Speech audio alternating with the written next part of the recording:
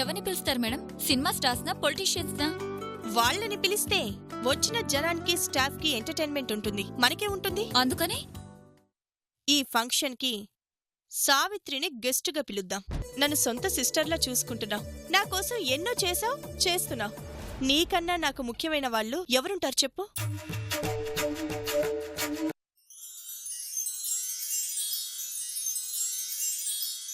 ఇప్పటికీ నా జీవితం నాశనం అయిపోయింది. పెళ్లి కాకుండా తల్లిని కాబోతున్నాను. ఇంకో నెలో 2 నెలలో పోతే ఈ నిజాన్ని ఎవరి దగ్గర దాచలేను. ఈలోపు ఏదో పెళ్లి చేస్తావు అని నా జీవితాన్ని ఒక దారిలో పెడతావనుకుంటే నీ పాటికి నువ్వు సత్యతో గుళ్ళు గోపురాలు అంటూ తిరుగుతున్నావు. ఎందుకు సావిత్రి ఇలా చేస్తున్నావు? అన్నీ తెలిసిన నువ్వు నా జీవితాన్ని ఏం చేయాలనుకుంటున్నావు? నిన్ను దారిలో పెట్టాలని నా తాపత్రయం ఊర్మిళ. అందుకేనా నాతో తిరగాల్సిన సత్యని నీతో తిప్పుకుంటున్నావు? అయ్యో రామా, నేను తిప్పుకోవటం లేదు ఊర్మిళ, ఆయనే తిరుగుతున్నారు. తను తిరిగితే నువ్వు తిరగనిస్తావా? కాదనిలేం కదా. ఎందుకనో? ఎలాగో వెళ్ళిపోయే దానివి నువ్వు దూరంగా ఉంటే కదా సత్య నాకు దగ్గర ఏది. నిజంగా ఊర్మిళ, నేను దూరంగానే ఉంటున్నాను, ఆయనే దగ్గరికి తీసుకుంటున్నారు. దూరం అవుతున్నాను కదా అని ప్రేమ పెరిగిందేమో. గదిలో కూడా కింద పడుకోనివ్వటం లేదు, మీద చెయ్యి వేయకుండా నిద్రే పోవటం లేదు. ఎంతైనా భర్త కదా, నేను కాదనలేకపోతున్నాను. బయట మీ బావ ఉంటాడు కాబట్టి కాదని రాలేవు, గదిలో ఎందుకు దగ్గరగా? అయినా కామ్గా ఇంట్లో ఉండకుండా సత్యతో నీకు షికారులేంటి? అయ్యయ్యో, అది కూడా నేను వద్దనే అన్నాను. ఆయనే వస్తావా రావా అని తీసుకెళ్లారు. బైక్ మీద దూరంగా కూర్చుంటే చెయ్యి లాగి మరి భుజం మీద వేసుకున్నారు. కాదనలేం కదా. సరే, గుడికి వెళ్ళామా? పూజారి గారు మంత్రాలు చదివి ఊరుకోకుండా పిల్లా పాపలతో చల్లగా ఉండమని ఆశీర్వదించారు. అదేంటో అక్కడి నుంచి ఆయన మూడే మారిపోయింది.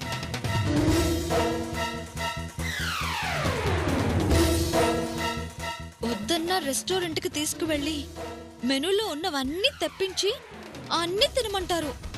నా వల్ల కాదు అంటే ప్రేమగా తనే తినిపించారు.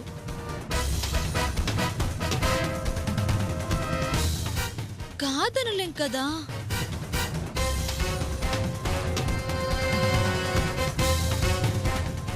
అలా అయినా వదిలేస్తారేమో అనుకుంటే అట్నుంచటే షాపింగ్ కి తీసుకెళ్లారు. రాను అంటే రావాల్సిందే అని పట్టుబట్టారు. కాదనలేం కదా.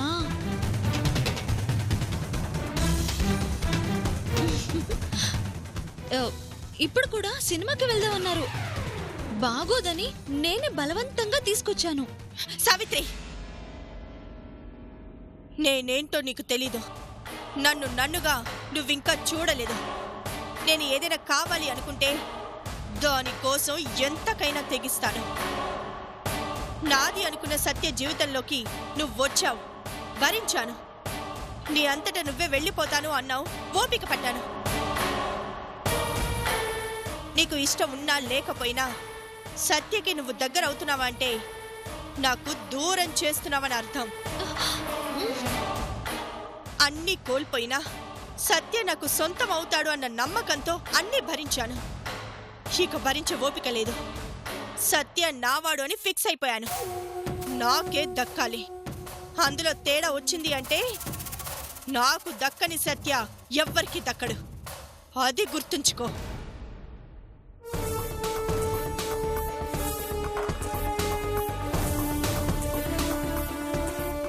నీకేమీ కాని ఆయన గురించి నువ్వు అంతకు తెగిస్తే ఆయన నా భర్త. నా భర్తను నేను దక్కించుకోవడానికి నేనెంత తెగిస్తాను? నువ్వేంటే నాకు చూపించేది? నేనేంటో నీకు చూపిస్తాను.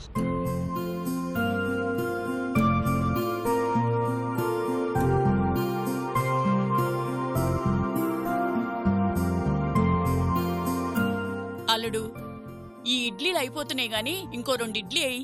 అత్త ఎక్కువ తింటే ఏమవుతుందో చెప్పాను కదా. అందుకే కదా 1/2 డజనే తిన్నాను అల్లుడు. అక్కడతో ఆపేయ్.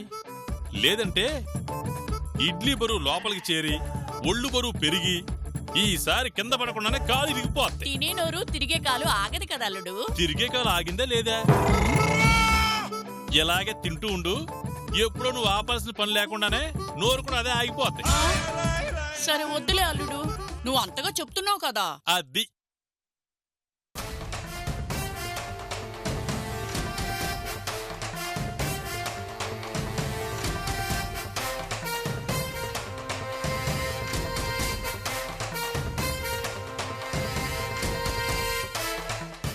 ఏం దూరమిలా మౌనం వ్రతమా?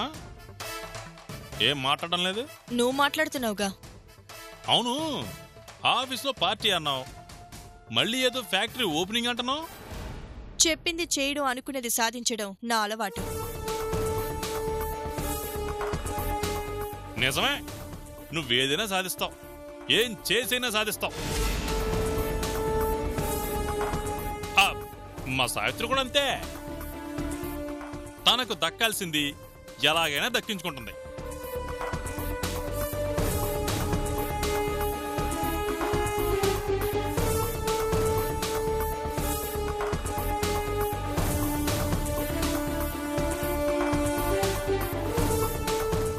ఇంతకే ఫంక్షన్ అక్కడ ఖమ్మంలో. ఓ అదేంటి, ఆఫీస్ ఇక్కడుంటే పార్టీ అక్కడ? ఫ్యాక్టరీ పెట్టబోతోంది ఖమ్మంలోని. అందుకే అటు ఫంక్షన్ ఇటు ఓపెనింగ్ 2 కలిసొచ్చేలా అక్కడ ప్లాన్ చేశాను. మరి నేనొచ్చేది ఎట్లా? కాలు బాగోలేకపోతే నువ్వెలా వస్తావు? మీరందరూ ఫంక్షన్కి వెళ్తుంటే ఒక్కదాన్ని ఇంట్లో ఎలా ఉండాలి? ఒక్కదానివే ఎలా ఉంటావు? నీ ముద్దుల అల్లుడు కూడా తోడుంటాడులే. ఏ ఉండడా? ఈ మధ్య అత్త అల్లుడు చాలా ప్రేమగా ఉంటున్నారు కదా. నీ ఆరోగ్యం గురించి ఆలోచిస్తున్నాడు, దగ్గరుండి తినిపిస్తున్నాడు. ఇన్ని చేసే అల్లుడు ఇది చేయడా? ఎందుకు చేయను? మా అత్త కోసం ప్రాణాలైనా ఇస్తా.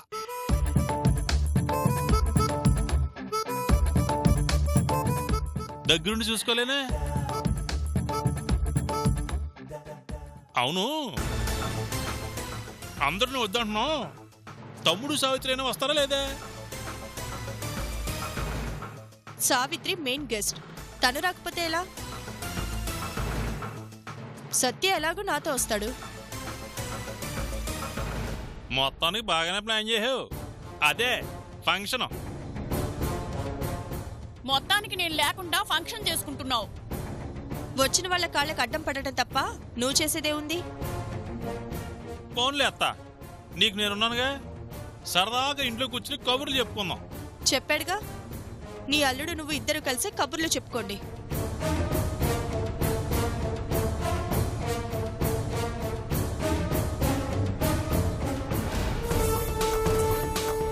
ఫంక్షన్ అంత దూరంలో పెట్టి తెలివిగా మా ఇద్దరిని రాకుండా చేసింది అంటే ఊర్మిళ ఏదో పెద్ద ప్లానే చేస్తుంది. అందులో అనుమానమేముంది బావా? అసలు ఈ ఫంక్షన్ పెట్టిందే నా గురించి అని నా నమ్మకం. ఏం చేస్తుందో తెలియదు గాని మొత్తం మీద ఏదో ఒకటి చేస్తుంది బావా. నువ్వొస్తే చాలు, ఎవరు రాకపోయినా పర్వాలేదు అన్నట్టు మాట్లాడుతుంది అంటే ప్లాన్ ఏదో భారీ స్థాయిలోనే వేసింది. దాని తెలివి దానికుంటే నా తెలివి నాకుంది బావా. అది నన్నేమీ చేయలేదు బావా. లేదు సావిత్రి, ఇంత ఖర్చు పెట్టి మరీ హడావుడి చేస్తుంది అంటే తన ప్లాన్ మీద తనకేదో గట్టి నమ్మకం ఉంది. నువ్వు చాలా జాగ్రత్తగా ఉండాలి. దానికి దాని ప్లాన్ మీద నమ్మకం అయితే నాకు నా మీద నమ్మకం. అది ఎలాంటి ఎత్తు వేసినా చిత్తు చేస్తాను బావా. ఎదురు నుంచి విసిరే కత్తి కన్నా వెనక నుంచి తవ్వే గొయ్యి చాలా ప్రమాదకరమైంది. నీ జాగ్రత్తలో నువ్వు ఉండటం మంచిది. అలాగే బావా, చూస్తా తనేం ప్లాన్ చేస్తుందో.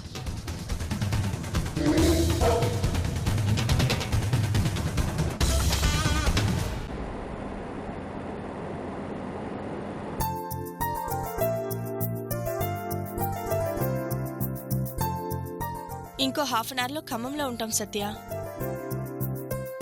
అవును, సావిత్రి మెయిన్ గెస్ట్ అన్నావు, మరి సావిత్రిని తీసుకురాలేదేంటి?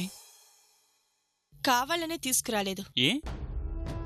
సావిత్రి ఫంక్షన్ కి చీఫ్ గెస్ట్. తనని మనతో పాటు తీసుకెళ్తే ఏం బాగుంటుంది? తన కోసం అక్కడ చాలా ఏర్పాట్లు చేయాలి. జీవితాంతం తన ఫంక్షన్ ని మర్చిపోకూడదు కదా. అందుకే సావిత్రి రావటానికి ప్రత్యేక ఏర్పాట్లు చేశాను. ఎన్ని ఏర్పాట్లు చేసినా తనని మనతో పాటు తీసుకొస్తే బాగుండేది కదా.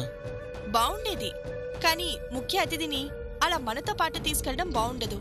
రావాల్సిన టైంకి వస్తేనే బాగుంటుంది. అయినా ఈ లోపు అక్కడ నేను చేయాల్సిన ఏర్పాట్లు చాలా ఉన్నాయి. అవి చేసేలోపు తను ఎలాగో వస్తుంది. అదిగో మాటల్లోనే ఖమ్మం వచ్చేసాం.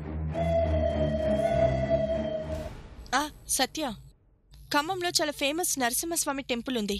ముందు మనం గుడికి వెళ్ళి అక్కడి నుంచి ఫంక్షన్ దగ్గరికి వెళ్దాం. ఎందుకు? సావిత్రి వచ్చాక వెళ్దాం. తనొచ్చాక కావాలంటే మళ్ళీ వెళ్దాం. ఈ ప్రాజెక్ట్ వచ్చినందుకు ముందు ఆయన్ని దర్శించుకోవాలని వచ్చేటప్పుడే అనుకున్నాను సత్య. సో మనం ఫస్ట్ గుడికెళ్తున్నాం. అంత సులభంగా అది నీ మనసులో నుంచి వెళ్ళదని నాకు తెలుసు సత్య. అందుకే ఈ ఫంక్షన్ని మన పెళ్లికి వేదిక చేశాను. ఈ రోజు మన పెళ్లిని ఎవ్వరూ ఆపలేరు.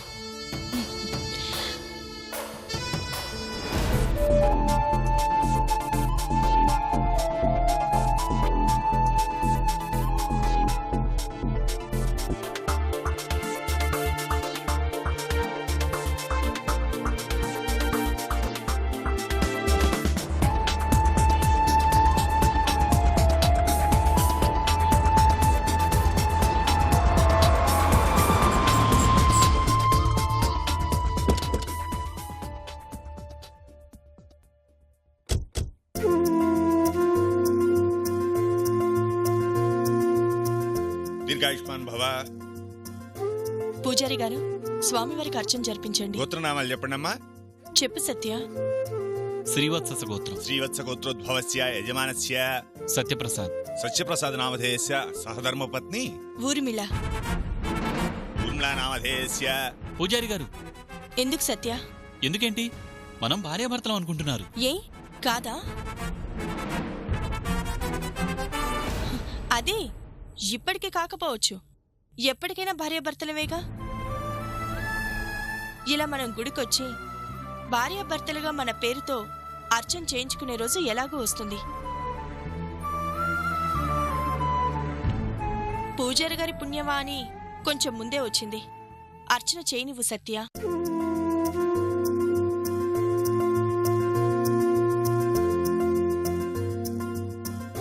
అగాల మంజుహరణం పాదోదకం పావనం శుభం.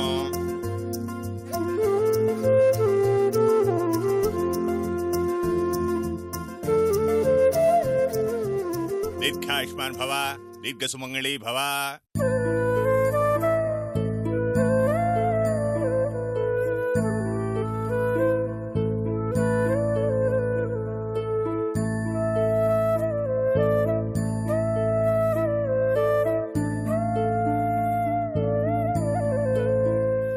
మన పెళ్లికి ఆ దేవుడు కూడా ఆశీర్వదించాడు. అందుకే తాళి కట్టకముందే భార్యాభర్తలుగా పూజ చేయించుకున్నాం. పూజారి గారితో దీర్ఘసుమంగళి భవ అనిపించాడు.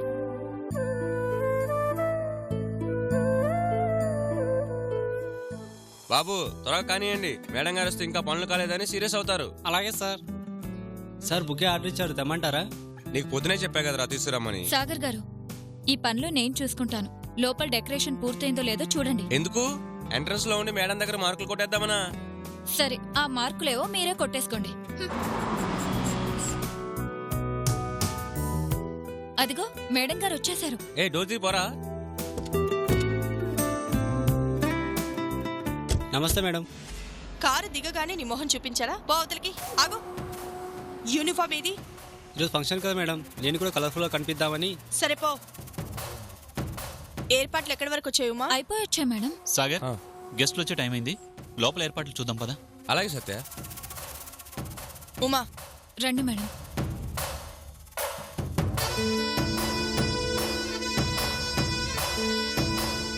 పనులు ఎంతవరకు వచ్చాయి? చూస్తున్నారు కదా మేడం, హాఫ్ అన్ అవర్ లో అయిపోతాయి. నేను అడిగేది ఈ పనుల గురించి కాదు, మా పెళ్లి పనుల గురించి. ఆ పనులు జరిగిపోతున్నాయి మేడం. జాగ్రత్త. ఎక్కడ ఎవరికి ఏ అనుమానం రాకూడదు. పైకి ఫంక్షన్ జరుగుతున్నట్టుండాలి. ఫైనల్గా మా పెళ్లి జరగాలి. మరి చీఫ్ గెస్ట్ సావిత్రి రాలేదుగా? వస్తుంది, రావాల్సిన టైంకొస్తుంది. నా పెళ్లికి ప్రధాన సాక్షి అదే కదా. అందుకే స్పెషల్ ఎంట్రీ ఇప్పిస్తున్నాను. అన్నిటికీ అడ్డుపడుతున్న ఆ బుల్లెట్ బాబు గారిని, మా పిన్నిని ఈ ఫంక్షన్కి రాకుండా అవాయిడ్ చేశాను. సో పెళ్లికి పెద్ద ప్రాబ్లమ్స్ ఏమీ లేవు, ఒక్క సత్య తప్ప. అదేంటి మేడం? మా పెళ్ళనేది సత్యకు కూడా సస్పెన్సే కదా. ముందుగా తెలిసిందంటే లేనిపోని తలనొప్పి. అందుకే ఫంక్షన్ ఆటపాటలతో సరదాగా జరిగిపోవాలి. అందరూ ఆనందంగా ఉన్న టైంలో మా పెళ్లి అని అనౌన్స్ చేస్తాను. ఖచ్చితంగా అందరూ షాక్ అవుతారు. ఆ షాక్లో నుంచి తేరుకునే లోపే మా పెళ్లి జరిగిపోవాలి. ఈ ఫంక్షన్కి వచ్చే అతిథులే మా పెళ్లికి పెద్దలు కావాలి. ఆ సావిత్రి సాక్ష్యం కావాలి. ఈ ఫంక్షన్కి సావిత్రి ఎంట్రీ సత్య జీవితంలోంచి అవుట్ అవ్వడానికే. మీరు అనుకున్నట్టే జరుగుతుంది మేడం. జరగాలి, లేదంటే నీ జీవితంలో చాలా మార్పులొస్తాయి.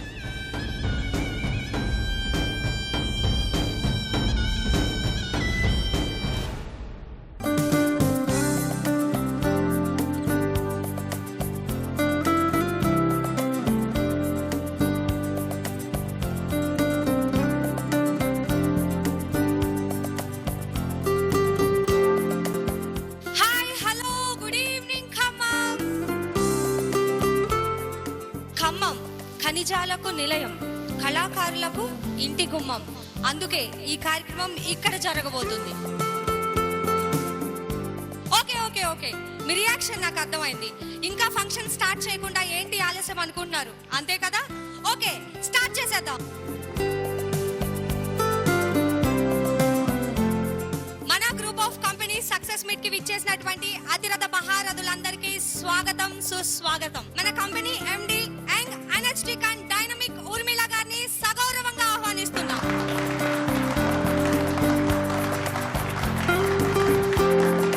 Thank you.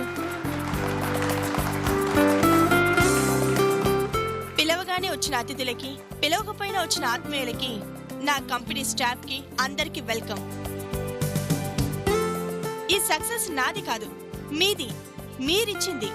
అందుకే మా ఆనందాన్ని మీతో పంచుకోవాలని ఇంత దూరం వచ్చాం. మన అనే సంస్థ ఈ రోజు ఎంత పెద్దదైనా అది పుట్టింది ఇక్కడే,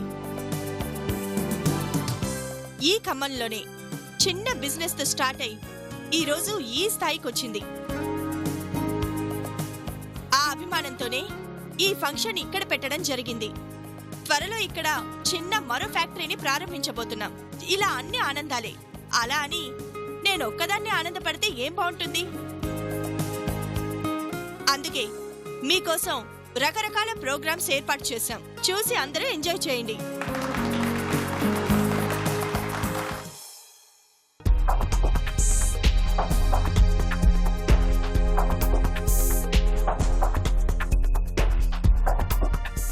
సావిత్రి, మేడం గారు ఇప్పటికీ నిన్నెన్నిసార్లు తలుచుకున్నారు? అవునా?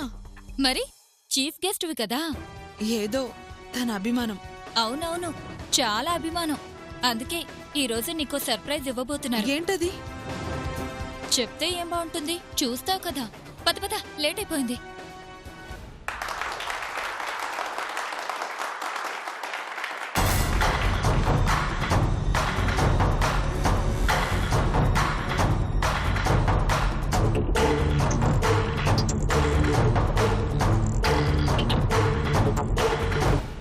అందరూ వచ్చారు, అసలు వాళ్ళు రాలేదేంటా అనుకుంటున్నాను. ఈ కార్యక్రమానికి ముఖ్య అతిథి, నాకెంతో ఆత్మీయురాలు సావిత్రి వచ్చేసింది. వెల్కమ్ సావిత్రి.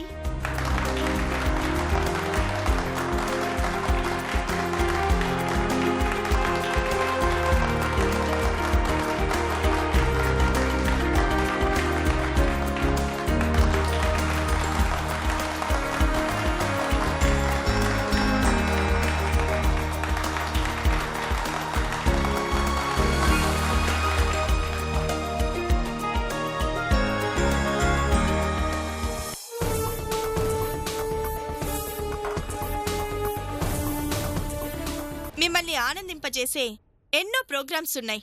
అన్నీ చూసి ఎంజాయ్ చేయండి. ప్రోగ్రాం చివరిలో మీ అందరికీ ఒక సర్ప్రైజింగ్ న్యూస్ చెప్తాను.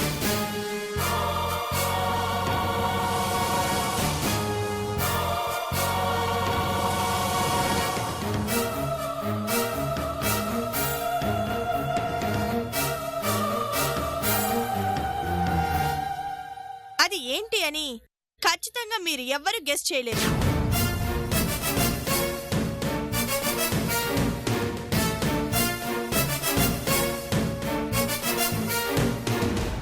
అక్కడ ఈ పాటికి ఫంక్షన్ మొదలైపోయి ఉంటది. నీ కూతురు అక్కడ ఏ విన్యాసాలు చేస్తుందో ఏమో.